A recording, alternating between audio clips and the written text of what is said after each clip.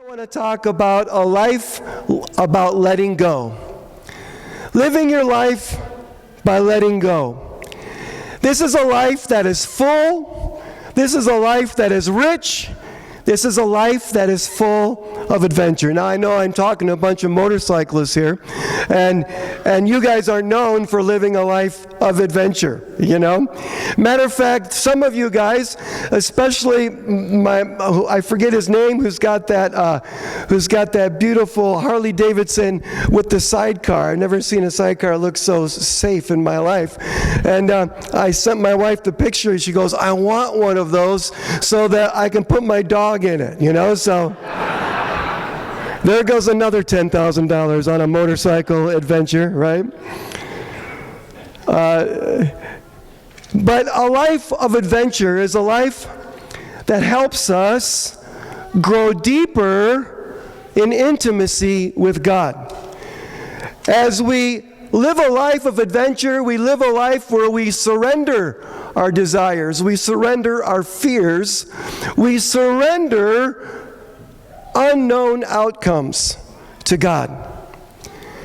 Gino Wickman, in his book, Get a Grip on Your Business, tells a story of a man who was walking close to the edge of a cliff. And as he was walking close to the edge of the cliff, he began to slip, and he began to fall down the side of the cliff. And as he's falling, he luckily grabs a branch that is hanging off, and he's dangling there, and he's holding on for dear life, and he starts screaming, "Help! Help!" He screams again, "Help! Help! Is anyone there?" He screams again, "Help! Can somebody help me?" And then he hears a voice from above that says, "Let go." He goes, "Help! Help! Is anyone up there? I need help." And then the voice screams again, "Let go."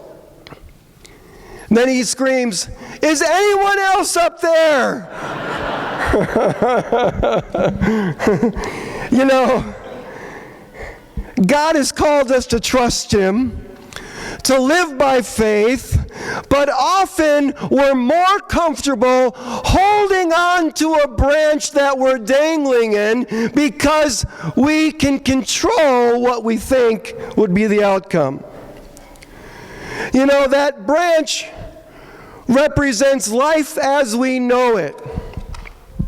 We are often more comfortable with the things that we've experienced before, even if they're bad for us, than trying something new. You see, when we're holding on to the branch, at least we know what to expect. When we're holding on to our problems, at least we know what to expect. That's why we stay in our addictions. That's why we stay stuck. That's why we don't move forward, because we're comfortable with the way things have gone. And as much as we complain about how things don't change, we're not willing to let go of the branch, because we don't know what would happen when we let go. You know, I found that's one of the biggest challenges we have in inner city ministry. 33 years ago, my wife and I started the Life Center by just reaching out to people on the streets. And the hardest thing that we have isn't helping somebody find a job, isn't helping somebody get some food, isn't helping take their kids to school. Those are all easy things that we do. The hardest thing is to help people to believe and understand that God not just loves them, but can change their life.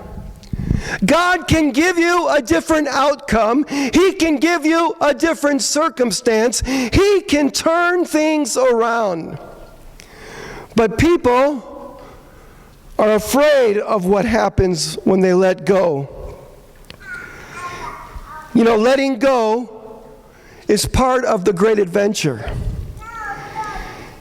It's the part of us, letting go is the part of us that commits. It commits to an uncertain ending. It can be scary. But as God spoke to Joshua, he'll speak to you. Be strong and courageous. In Joshua chapter 1, it says this: after the death of Moses, the servant of the Lord said to Joshua, son of Nun, Moses, my servant, is dead. Now then, you and all these people, get ready to cross the Jordan River into the land I'm about to give them. I will give you every place where you set your foot, as I promised Moses. Your territory will extend from the desert to Lebanon, and from the great river, the Euphrates, all the Hittite country, and to the Mediterranean Sea in the west. No one will be able to stand against you all the days of your life. As I was with Moses, thank you, so I will be with you. I will never leave you nor forsake you. Be strong and courageous, because you will lead these people to inherit the land I swore to your ancestors to give them. Be strong and very courageous. Be careful to obey all the law my servant Moses gave you. Do not turn from it from the right or to the left, that you may be successful wherever you go. Keep this book of law always on your lips. Meditate on it day and night, so that you may be careful to do everything written in it. Then you will be prosperous and successful. Have I not commanded you? Be strong and courageous. Do not be afraid. Do not be discouraged, for the Lord your God will be with you wherever you go. Tell your neighbor, the Lord is going to be with you. Tell your other neighbor, like sincerely, the Lord is going to be with you.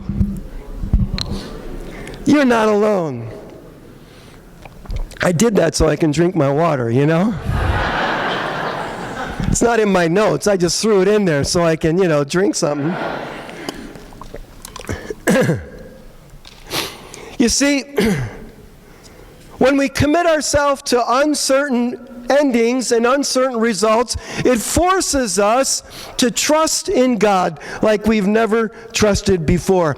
We just finished, just 5 years ago, an anniversary in Minneapolis.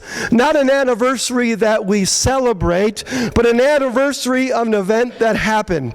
If we all remember 5 years ago when COVID hit, right, the world. We all remember that, right?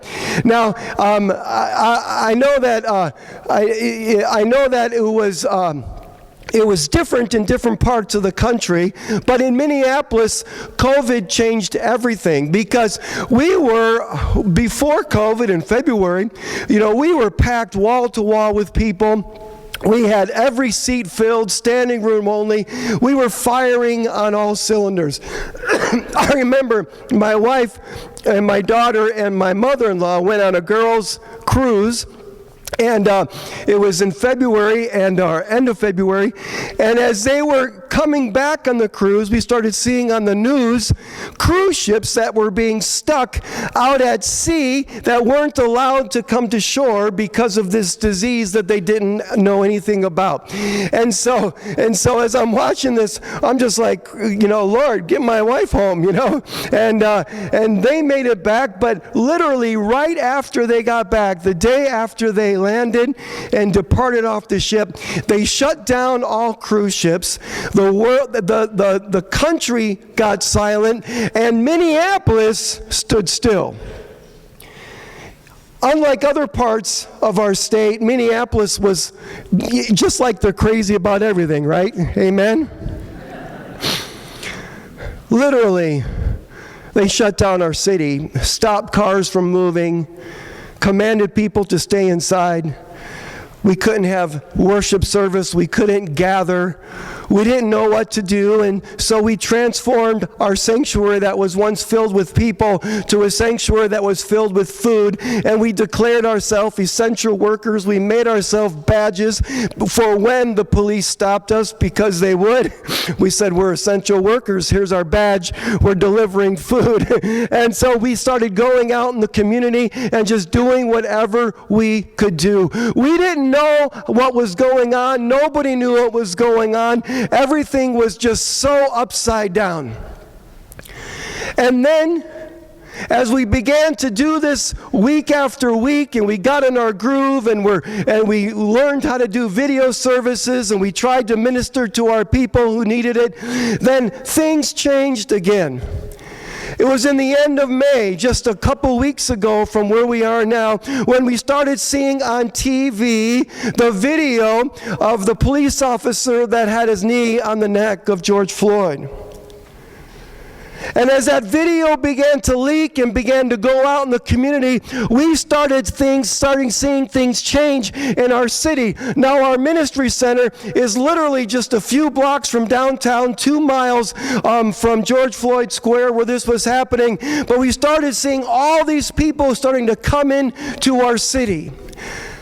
We started seeing people rallying and marching and protesting, and within 2 days, thousands of people came to our city. The airlines went from dead because nobody was flying from COVID to a huge influx of people flying in to Minneapolis for this. Then things started to get violent. I'll never forget, it was a week ago Thursday that from 5 years ago, that I was out delivering food, and I was on one side of the city, Monica was on another side of the city with her team, and I start seeing smoke rise from Lake Street. I texted Monica, I go, Monica, do you see what I'm seeing? Do you see the smoke? She goes, yeah. She goes, I hear it's happening over at the 5th Precinct by Target. I'll meet you over there. And so my wife and I, she's always doing this to me, right? Meet you over there. I want to hold on. No, I want to go home, right? I'll meet you over there. So, okay. So we go, and I couldn't get maybe 4 blocks away from Lake Street because of all the people, thousands of people. There were cars on fire just like that. There were trucks on fire. There was people rallying, throwing bottles at police cars, stopping firemen. They were saying the worst things you can imagine. Things, and we found each other miraculously in the middle of the parking lot, and we held hands and we prayed, and all I can think is, God, where are you? We need you to show up here. This isn't my city. These aren't my people. There were people running out of Target and Cub Foods with shopping carts filled with TVs and boxes of steaks. It was the craziest thing I've ever saw. And all I can think of is, God, where are you? It was Thursday, and so we went back to the church, and normally on Thursdays we were showing our videos. We were videotaping our service because we're in COVID, right? Couldn't have people in church. And so but instead, Monica goes, okay, tonight, instead of doing our video service, we're going to pack up our sound equipment, and we're going to go back into the middle of the riots, and we're going to do worship, and we're going to pray. What? Now, I've been doing inner city ministry a long time. We've done churches in Miami, Liberty City, Inglewood Community in Chicago. We've been in the middle of literal gangs. We've been in the middle of gang parties, gang fights, you name it. But I don't know. Here's, again, right? Lord, let the adventure begin, right?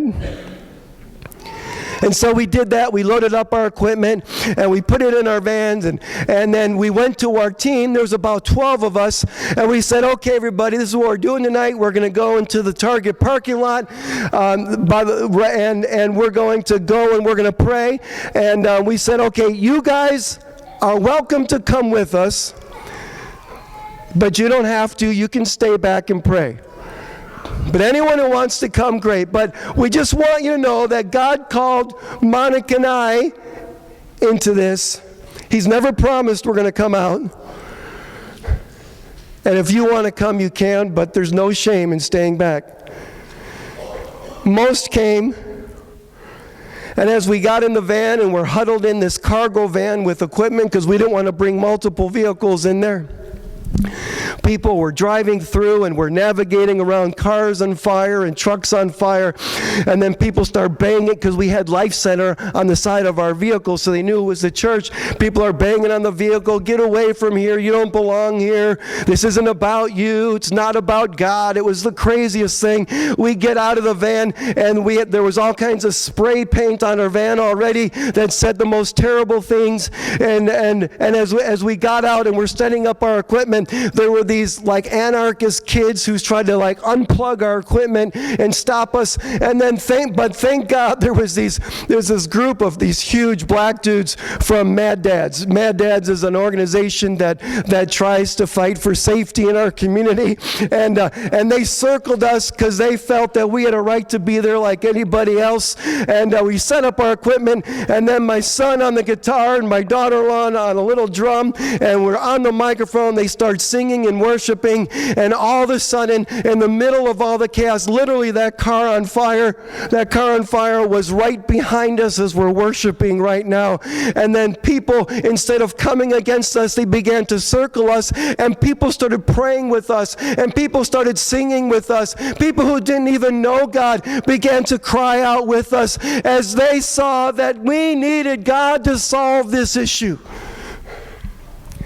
Now, we can't solve all the social issues in this world in a second or in a day, but let me tell you, whenever you come against a problem, whenever you come against something that's difficult, whenever you see something impossible, whenever you're confronted with sickness or anger or hatred or unforgiveness or being abused, I want you to know that you need to bring the presence of God into every dark situation.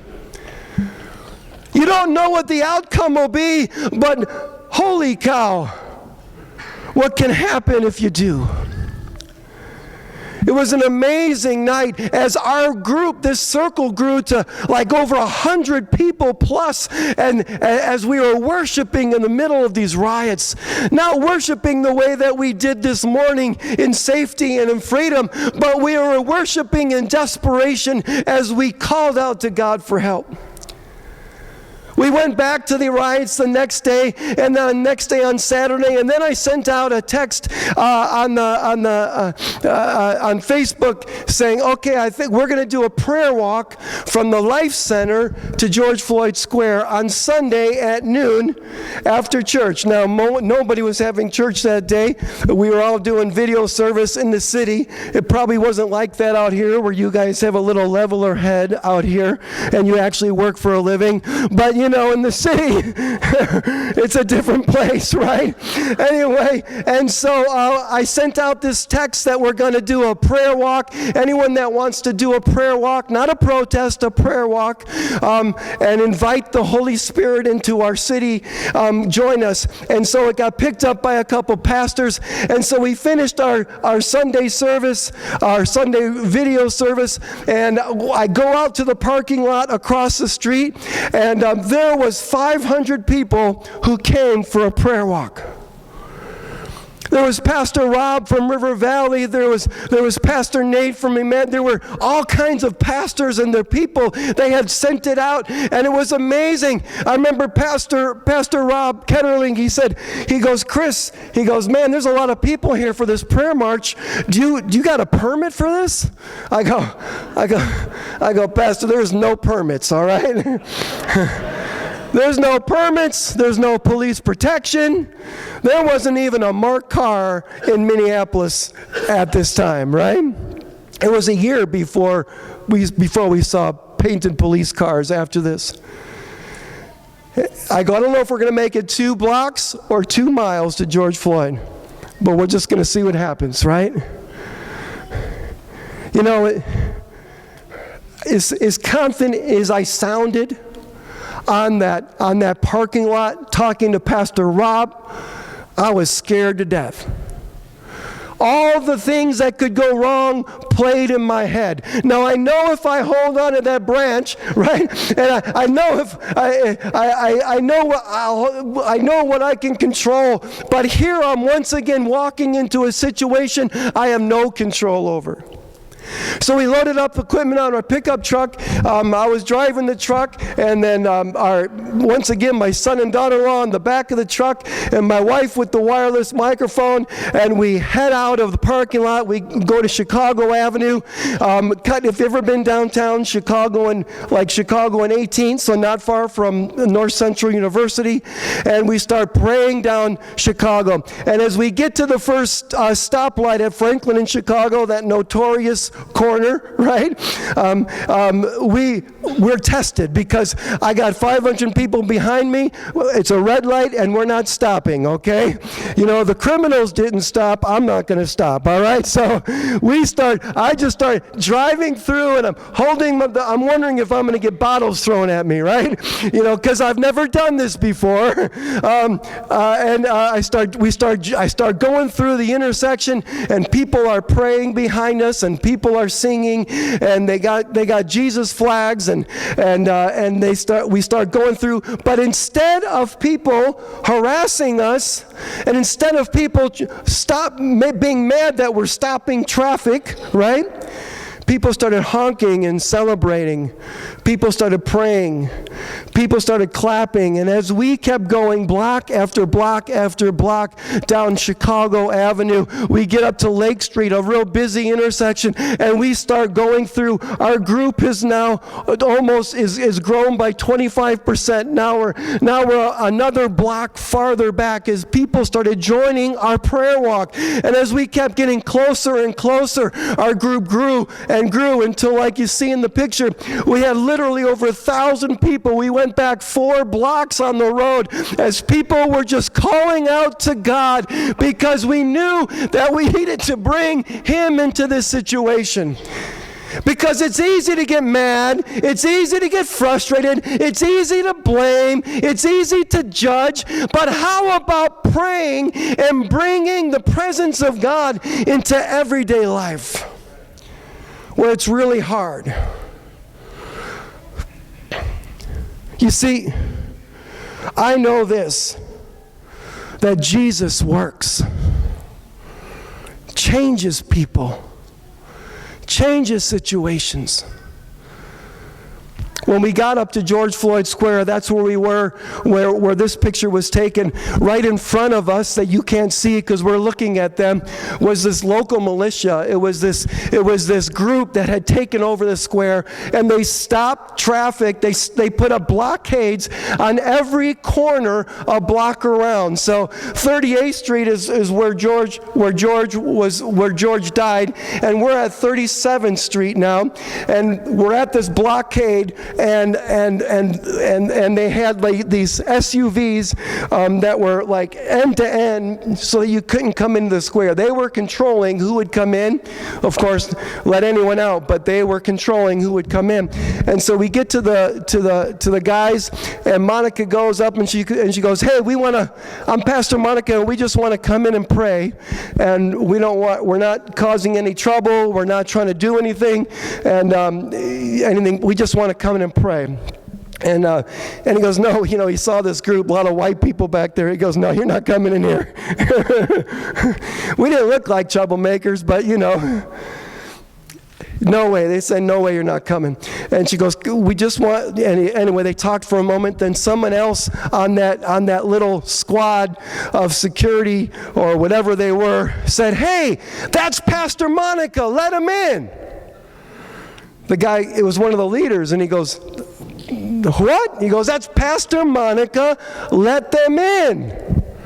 He goes, okay, Pastor Monica. And then so the SUVs, they backed up like Moses parting the waters, like this, right?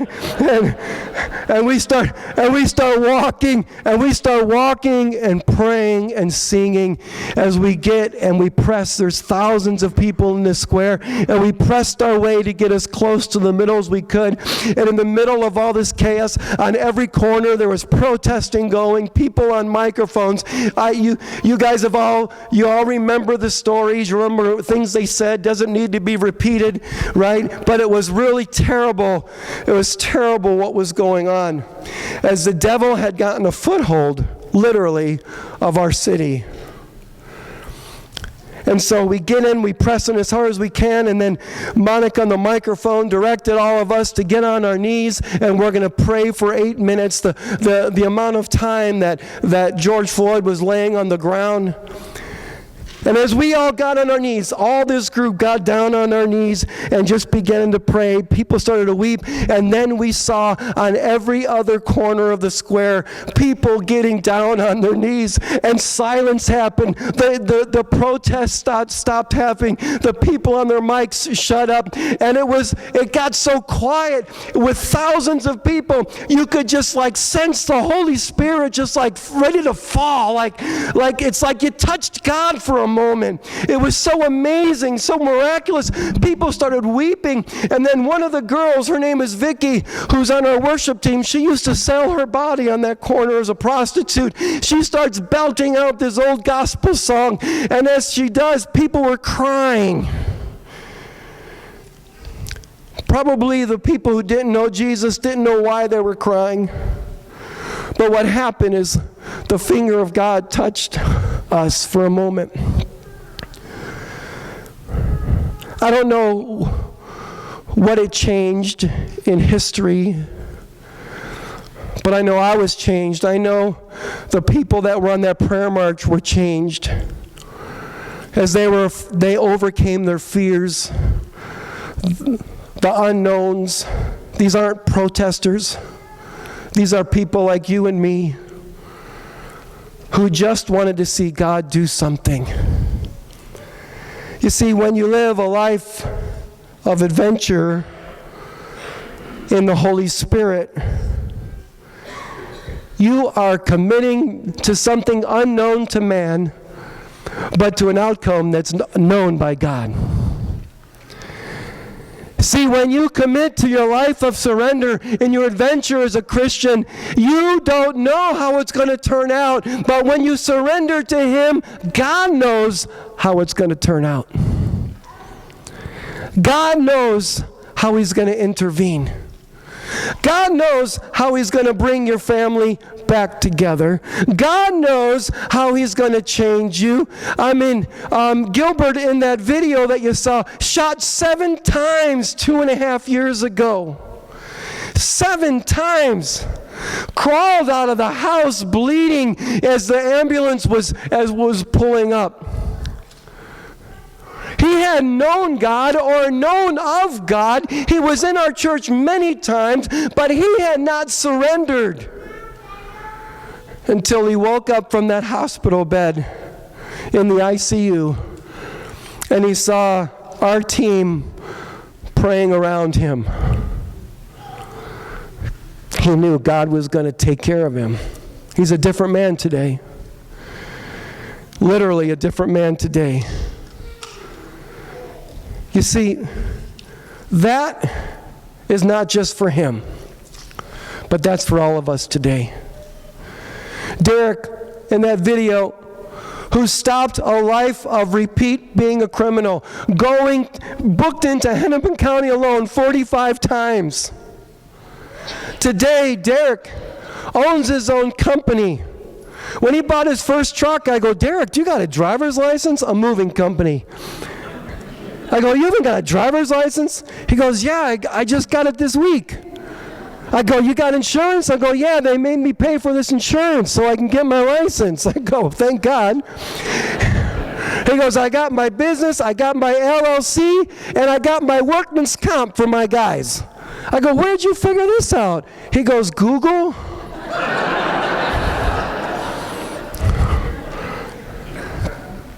Today, 3 trucks, 20 guys on payroll, 3 salesmen. This is all in the last few years. And the guy is so humble and broken, he cries every service because he doesn't know what he's doing. He's never done this before. I keep sending business guys over to him to help him give some counsel as his business keeps growing, and he just can't believe how God's blessing him. Who would have thought? His mother thought he'd be dead, but God saw something different. I wonder today if there's any in this room who are ready for a new adventure. Ready to give your life to Jesus. Ready to trust Him and surrender like you've never been before. You might have heard of God. You might have gone to church. You might have gone to this church for a long time. But maybe you never really committed yourself to an unknown. Always had to be the guy or the gal in control. Always had to be in control of the outcome. Even though it hasn't always worked out, never trusting. Today could be your day to start a new adventure. Maybe there's some in here who know God, love God, but still have a hard time because you're holding on. You've felt let down. You felt beaten up. You feel like God should have helped you, but it hasn't happened yet. Just as God spoke to Joshua, He is speaking to us today. Be strong and courageous. I'm going to take you to a place that you've never been to before. I'm going to take you up to a place where you've never seen enemies like this before. I'm going to show you some things that you've never experienced before, but I will be with you always. You can commit your life to this new adventure today. So if we could, in closing today, if we could all stand to our feet.